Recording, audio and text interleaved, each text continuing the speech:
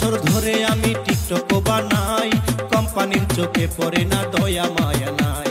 মাইয়া হইলে ভাইরাল হইতাম হাসি মারিয়া, কি আর হবে টিকটক বানাই।